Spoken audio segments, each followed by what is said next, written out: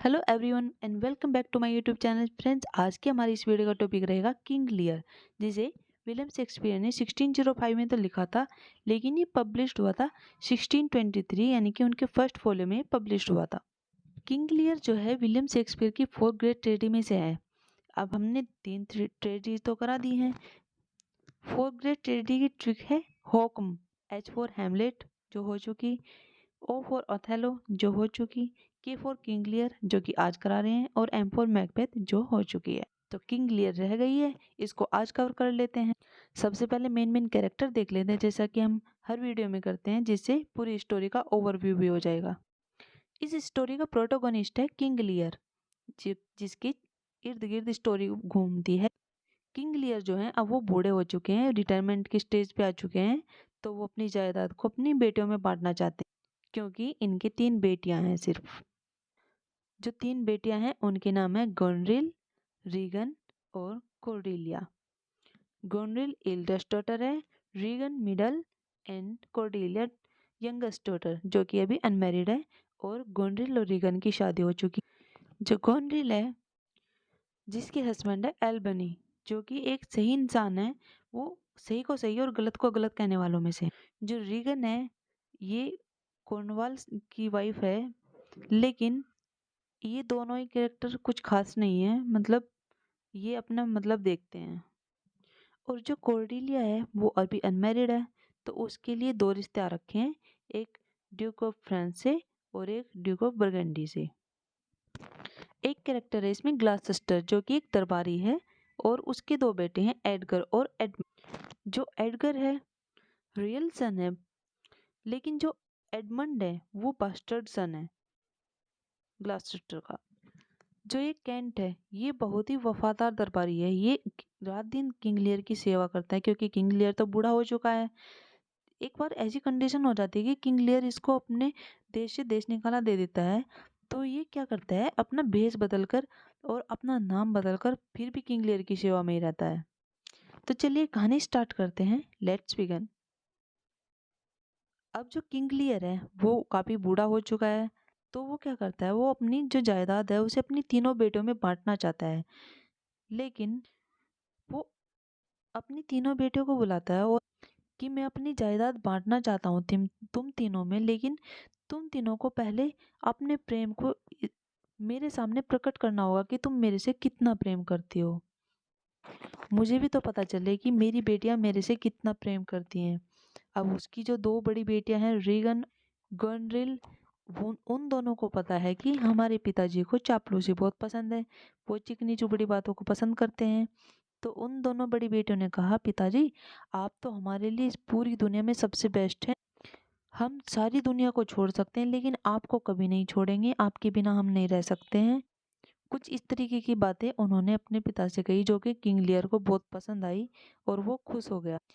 अब जो youngest daughter है कॉर्डेलिया, वो बेचारी भोली सी है, वो कहती है अपने पिताजी से, जब किंग लियर उसे बोलता है कि अब तुम भी अपने प्रेम को प्रकट करो, तो वो बोलती है, पिताजी देखो मैं ऐसी कोई भी बात नहीं बोलूंगी जो संभव ना हो सके, लेकिन जो एक बेटी का फर्ज है अपने पिता के प्रति, मैं उससे कभी पीछे नहीं हटूंगी।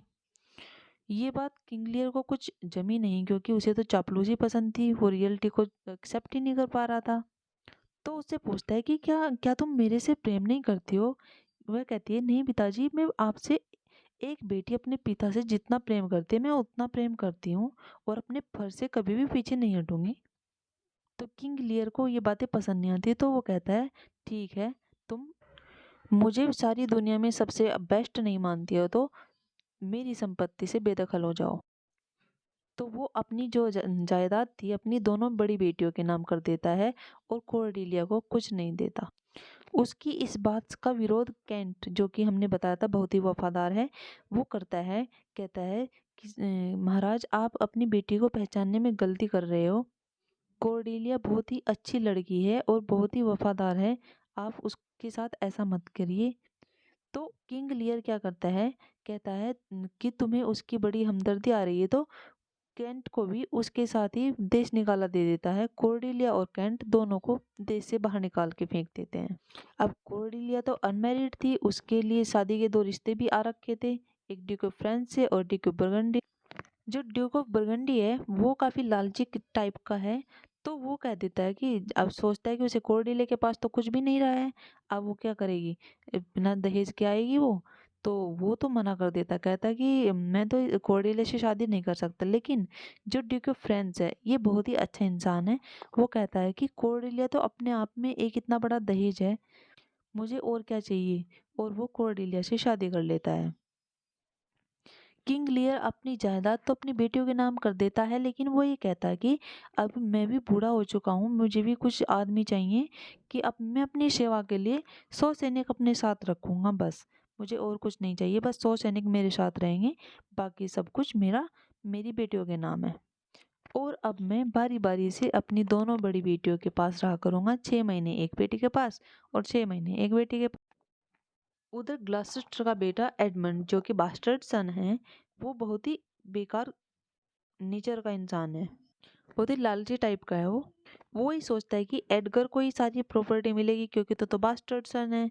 तो वो एक चाल चलता है, वो एड और ग्लासेस्टर इन दोनों को ही, बाप बेटों को ही आपस में भिड़ा देता है। वो क्या करता है, वो अपने पिता के पास जाता है, वो अपने पिताजी से कहता है कि पिताजी, आपको ये एडगर जो है मारना चाहता है, मैंने कई बार देखा है, और कुछ इस तरीके से प्रूव करता है कि जो ग्लासेस्टर है उसको यकीन आ जाता है एडमंड की बात पे कि शायद ये सच कह रहा है। तो ग्लासेस्टर क्या है, अब वो एडगर पे बहुत गुस्सा है, वो उसे मारने को तैयार है कि भाई ये मुझे क्यों मारना चाहता है।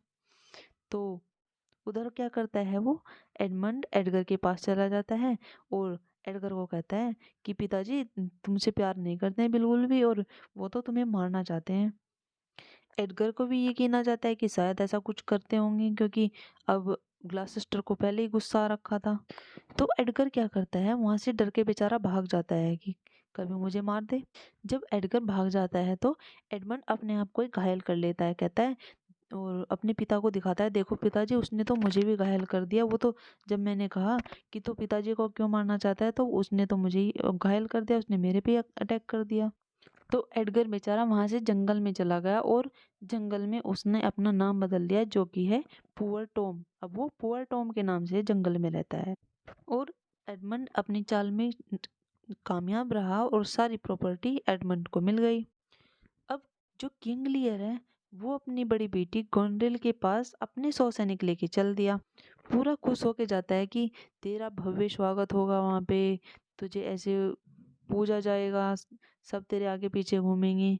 लेकिन होता कुछ और ही है ना। तो गोंड्रेल ने उसका कोई स्वागत करवाया और एक नौकर छोड़ दिया अपने पिताजी के पास रेक करने को कि कुछ भी इनको चाहिए तो तुम इन्हें दे देना, मैं तो अपने काम में व्यस्त हूँ। अब जो नौकर छोड़ा था उसका नाम है ओसवाल्ड। जो ओसवाल्ड है उसकी भी 100 नखरे हैं। वह कहता है कि तुम्हारे पिताजी तो कभी ये कहते हैं कभी वो कहते हैं, मेरे से नहीं होगा, मैं नहीं कर सकता तुम्हारे पिता की सेवा। तो इस पर गोनरिल अपने पिता के पास जाती है और अपने पिता को समझाती है, देखो पिताजी, अब आप राजा नहीं रहे हो, आप राजाओं वाली हरकत छोड़ दो और आप एक सामान्य इंसान की तरह रहो। ऐसे नहीं कि आप सब पे ऑर्डर चलाओगे, सबको हुक्म दोगे। एक तो तुमने ये 100 सैनिक रख रखे हैं, इन्होंने दिमाग खराब कर रखा है। क्या जरूरत है 100 सैनिक की, 50 कर लो इनमें से। इतना खाते हैं, इतना सब कुछ वेस्ट जा रहा है बिना मतलब कि आप ऐसा करो, इनमें से 100 में से 50 कर लो, वही काफी है आपके लिए। तो गोनरिल के ये शब्द किंग लियर को बहुत ही हर्ट करते हैं, वह बहुत ही परेशान हो जाता है। वो सोचता है कि ये क्या हो गया मेरे साथ। तो वह वहां से चला गया। वह अपनी मिडिल बेटी यानी कि रीगन के पास चला जाता है। लेकिन रीगन के पास तो ऑलरेडी गोनरे ने लेटर भेज दिया था कि पिताजी तो 100 सैनिक लेके आए हैं और राजाओं की तरह रहते हैं, अभी भी हुक्म देते हैं सबको, सब परेशान हो चुके हैं पिताजी से। तो इस पे रीगन कहती है 100 सैनिक की, जब वो कहती है गोनरिल की मैंने तो 100 से 50 करने को कहा, तो नाराज होके यहाँ से चले गए। तो इस पे रीगन कहती है, अरे 50 क्यों, मैं तो 25 करने को कहूंगी। उसने अपने पिताजी से के आने से पहले ही सोच लिया था कि मैं 25 सैनिक को अलाउड करूंगी। लेकिन किंग लियर तो रीगन से बड़ी उम्मीद लेके जा रहा है कि पता नहीं बड़ी बेटी ने तो कुछ क्या नहीं, क्या पता ये तेरे लिए कुछ कर दे, क्योंकि तूने अपनी संपत्ति तो इन दोनों को ही दी है। अब वो तो उससे भी 2 कदम आगे थी। उसने तो उनको अंदर भी नहीं आने दिया महल में। पहले ही कह दिया, मतलब ना तो कोई स्वागत कराया ना कुछ, और कह दिया पिताजी सबसे पहले तो आप अपने जो ये 100 सैनिक है इनमें से आप 25 कर दीजिए, तभी आपको अंदर एंट्री मिलेगी।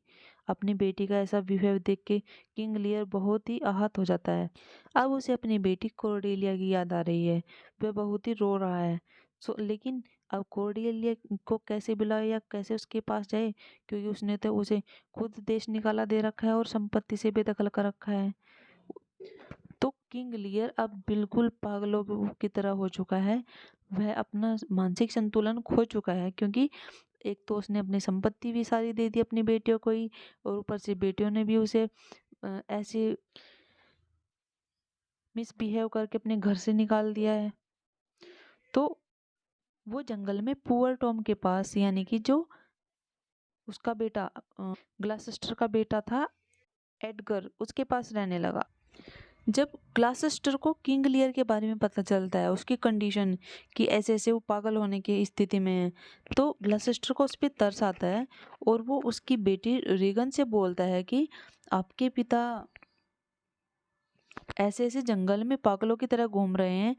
तो ग्लासेस्टर तो उसकी मदद करना चाहता है किंग लियर की। तो जब उन्हें पता चलता है रीगन को कि ग्लासेस्टर किंग लियर की मदद करना चाहता है, तो वे क्या करती हैं, दोनों बहनें मिलकर ग्लासेस्टर की आंखें निकाल लेती हैं और उसे भी जंगल में छोड़ देती हैं। अब ये तीनों जंगल में आ चुके हैं, किंग लियर, ग्लासेस्टर और एडगर, और तीनों एक साथ ही रहते हैं। उधर रीगन के जो हस्बैंड है ड्यूक ऑफ कॉर्नवाल, उन पर आक्रमण में उनको मार दिया जाता है। तो अब जो इंग्लैंड का, क्योंकि कॉर्नवाल इंग्लैंड के थे, तो इंग्लैंड का जो राज्य है वो खाली है, बिना राजा के है। तो जो हमारा एडमंड है उसको वहाँ का अध्यक्ष बना दिया जाता है, यानी कि जहाँ पे रीगन रहती है। एक दिन कोर्डेलिया को पता चल जाता है अपने पिता की स्थिति के बारे में कि वो बहुत ही बुरी स्थिति में है। तो वो क्या करती है, अपने पिता को ढूंढने के लिए भेज देती है कुछ लोगों को, और फाइनली वो मिल भी जाते हैं। और अपने पिता के पास अब वो उनकी रात दिन सेवा में रहती है।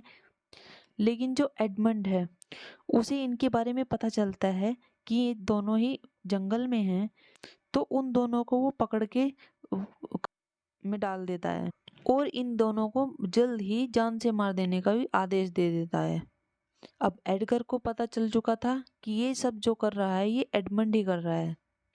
तो एडगर उससे एडमंड से लड़ाई करता है, और लड़ाई में क्या होता है, एडमंड मारा जाता है। अब जो रीगन है वो तो वीरो हो चुके हैं, क्योंकि उसका जो ड्यूक ऑफ कॉर्नवाल है वो तो युद्ध में मारा जा चुका है। तो ये एडमंड से शादी करना चाहती है, और जो इसकी सिस्टर है गोनरिल, वो भी एडमंड से ही शादी करना चाहती है। अब ये दोनों आपस में लड़ने लगी। गोनरिल सोचती है कि रीगन एडमंड से शादी कर लेगी क्योंकि वो तो विडो है, तो वो उसको जहर दे के मार देती है। लेकिन उन्हें बाद में पता चलता है कि एडमंड तो ऑलरेडी मर चुका है। जब ड्यूक ऑफ एल्बनी को गोनरिल के बारे में पता चलता है कि उसने अपनी सिस्टर को भी मार दिया और वो एडमंड से शादी करना चाहती है, तो वो भी उस पर बहुत गुस्सा होता है और उसे बहुत जलील करता है, जिसे गिल्ट फील करके वो गोनरिल भी अपने आप को खत्म कर लेती है, वो भी सुसाइड कर लेती है। कोर्डेलिया कारागार में भी अपने पिता की सेवा कर रही है, लेकिन उस पर एडमंड ने आक्रमण किया था तो वो घायल अवस्था में भी थी। अपने पिता की सेवा करते करते ही एक दिन वो अपने पिता की गोद में ही मर जाती है। अब लियर बहुत परेशान और बहुत बूढ़ा तो हो ही चुका था, अब ऊपर से उसकी बेटी भी मर चुकी है, तो वो भी उससे परेशान होके मर जाता है। अपनी बेटी के लिए तड़प तड़प के मरते हैं वो। अब पूरी स्टोरी में एडगर, केंट और एल्बनी बचे। जो ड्यूक ऑफ एल्बनी है उनको राजा बना दिया जाता है इंग्लैंड का। इस तरह इस स्टोरी का एंड होता है। कैरेक्टर जो है एग्जाम्स में कैरेक्टर नेम पूछे जाते हैं, तो हम क्या करेंगे, दोबारा से कैरेक्टर को रिवाइज कर लेते हैं जिससे हमारे दिमाग में सेट रहे। ये हमारा किंग लियर है, ये किंग ऑफ ब्रिटेन है किंग लियर। इनकी 3 बेटियां गोनरिल, रीगन और कॉर्डेलिया। गोनरिल की शादी होती है ड्यूक ऑफ एल्बनी से, रीगन की ड्यूक ऑफ कॉर्नवाल से, और कॉर्डेलिया अनमैरिड है जिसके लिए 2 रिश्ते आते हैं ड्यूक ऑफ बर्गंडी और ड्यूक ऑफ फ्रेंच से। 2 कैरेक्टर्स में क्यूरन और क्लोन आ जाते हैं, इनका कुछ खास रोल नहीं है लेकिन पूछ लिया जाता है कैरेक्टर किस ड्रामा से रिलेटेड है। एक हमने बताया था अर्ल ऑफ ग्लासेस्टर जिसके 2 बेटे हैं एडगर और एडमंड। एडमंड जो है बास्टर्ड सन है और जो एडगर है वो रियल सन है। एक हमने बताया था आपको अर्ल ऑफ केंट, यानी कि जो उसका वफादार नौकर है वो अपने आप को डिस्गाइज कर लेता है टॉम के रूप में। इस तरीके से शेक्सपियर की 4 ग्रेट ट्रेजेडीज कंप्लीट होती हैं। वीडियो अगर पसंद आए तो लाइक करना ना भूलिए।